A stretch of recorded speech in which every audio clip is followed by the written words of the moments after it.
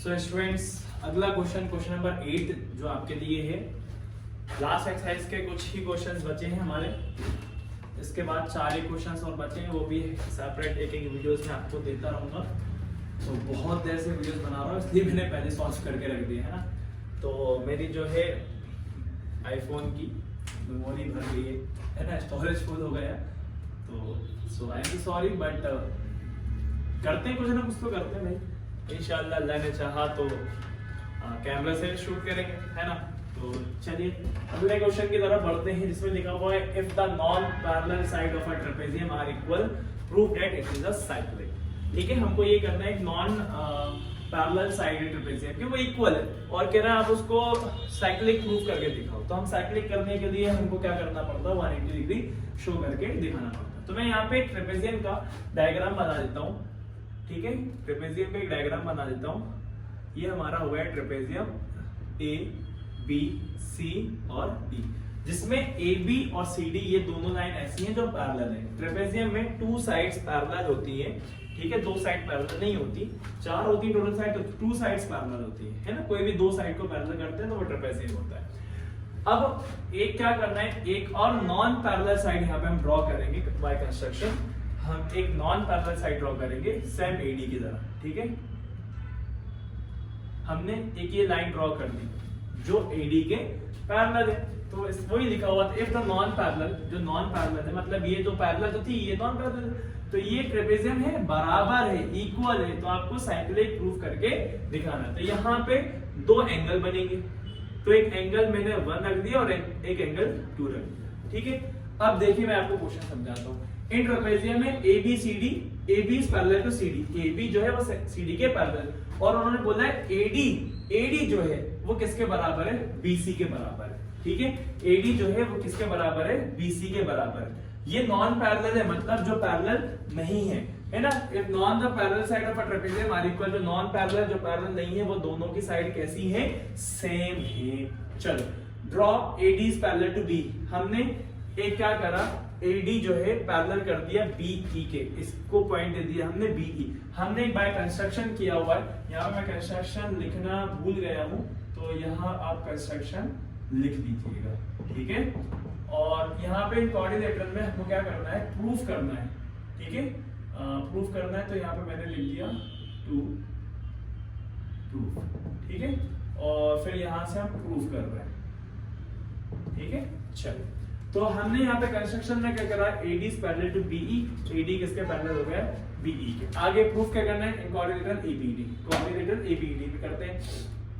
अब उसके बाद भाई देखो, AB is parallel to DE, AB is parallel to DE, ये हमारे पास क्वेश्चन में गिवन है। ठीक है, ये क्वेश्चन में गिवन है क्योंकि AB पैरेलल है CD के, तो भाई ये CD में तो मैंने E पॉइंट बनाया। अब यहाँ पे कोई से पॉइंट बनाए, सब पैरेलल कहलाएंगे किसके, AB के। तो AB is parallel to DE, ये गिवन है। और मैंने क्या करा है, AD is parallel to BE, AD किसका पैरेलल, B, ये बाय कंस्ट्रक्शन हमने ड्रॉ किया था, AD is parallel to BE, ये बाय कंस्ट्रक्शन है। आ रही बात समझ में। उसके बाद थर्ड है hence ABD is a parallelogram, hence ABED is a parallelogram, क्योंकि 2 साइड्स हमारी कैसी हो गई, पैरेलल हो गई। AB किसके बराबर हो गया, ED के, AD किसके बराबर हो गया, मतलब B, मतलब पैरेलल हो गई। AB is parallel to ED and ED is parallel to B। अगर 2 साइड्स जिसकी पैरेलल होती हैं उनको हम पैरेललोग्राम कहते हैं, है ना। पैरेललोग्राम में, पैरेललोग्राम में, पैर हालांकि ग्राम में नहीं मिलते, लेकिन यहाँ पे पैरेललोग्राम है, जिसको हम कहते हैं पैरेललोग्राम। क्लियर है, तो hence ABED is a parallelogram। अब इससे क्या हुआ, AD किसके बराबर है, BE के, AD किसके बराबर है, B, क्यों, क्योंकि पैरेललोग्राम कहता है अपोजिट साइड्स कैसी होती है, इक्वल। यहाँ पे लिखा हुआ है opposite sides of a parallelogram are equal, opposite sides of a parallelogram are equal, मतलब AD किसके बराबर होगा, BE, और AB किसके बराबर होगा, ED के। क्लियर है, चलो AD किसके बराबर है, BC, AD किसके बराबर है, AD किसके बराबर, BC। क्वेश्चन में गिवन दिया था कि भैया non parallel side of a trapezium are equal, जो नॉन पैरेलल साइड है वो कैसी है, इक्वल है, मतलब AD किसके बराबर है, BC। मैंने यहाँ पे मेंशन भी करके रखा हुआ है गिवन। ठीक है, BE किसके बराबर होगा, BEC के, BE जो BE किसके बराबर होगा, BC के, BE किसके बराबर होगा, BC के। आगे बात, BE किसके बराबर होगा, BC। क्यों होगा बराबर, देखो भाई बीई बीसी के बराबर क्यों है? रीजन भैया एडी किसके बराबर है? एडी किसके बराबर है? बीई के। एडी किसके बराबर है? बीई के। अब यहां पे क्या होगा? बीई किसके बराबर हो गया है? बीई बराबर हो गया है किसके भैया? बीसी के। किसके बराबर हो गया? बीसी के। क्यों है? क्यों देखो मान के चलो ये 5 है और ये भी कितना है? 5। अब भैया एडी किसके बराबर हो गया?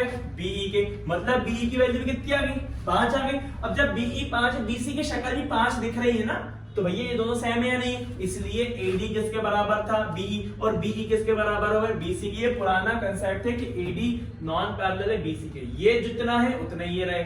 और हमने यहाँ पे प्रूफ कर दिया एडी किसके बराबर है? बी। जितना एडी के पास होगा उतना ही बीई के पास होगा। जितना बीई के पास है उतना ही किसके पास था?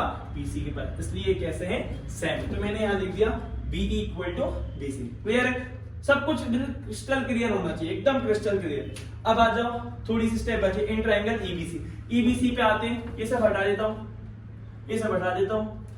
ईबीसी पे आते हैं, ये ट्रायंगल होगा ईबीसी। ट्रायंगल ईबीसी पे बीई बीई जो है वो किसके इक्वल है? बीसी के। ये हमने प्रूफ कर चुके हैं ऊपर। ये B equal to BC proof है।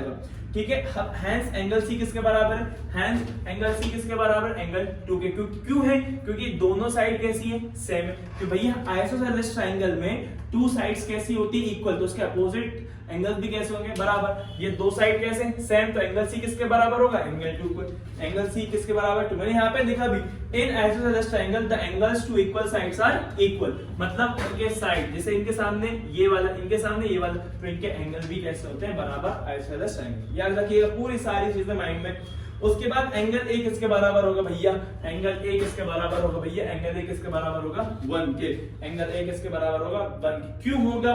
रीजन कि भैया ये तो हम पहले से क्या पैरेललोग्राम प्रूफ करके देखे थे। तो एंगल ए किसके सामने? पी। क्योंकि पैरेललोग्राम में अपोजिट साइड एंगल्स कैसे होते हैं? इक्वल। मैंने यहाँ पे मेंशन करके रखा हुआ इन opposite angles of a parallelogram are equal. जो भी पैरेललोग्राम के अपोजिट एंगल होते हैं वो सेम होते हैं। जैसे एंगल ए के सामने एंगल 1 है, एंगल डी के सामने एंगल बी है। क्लियर?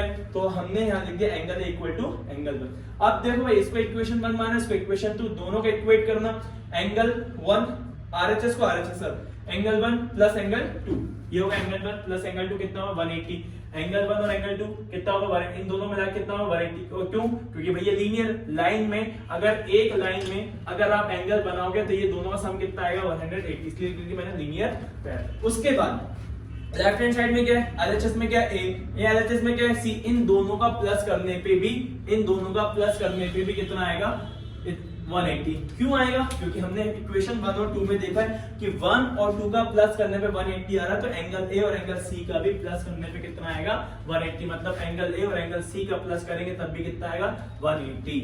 तो आई होप समझ में आ रहा है। तो इससे हमारा ए बी ई डी क्या हो गया? ए बी ई डी क्या हो गया? ए बी ई डी क्या होगा? Cyclic coordinator. आई होप सारी चीजें क्लियर है, पूरा क्रिस्टल क्लियर होना चाहिए। तो ये इस तरीके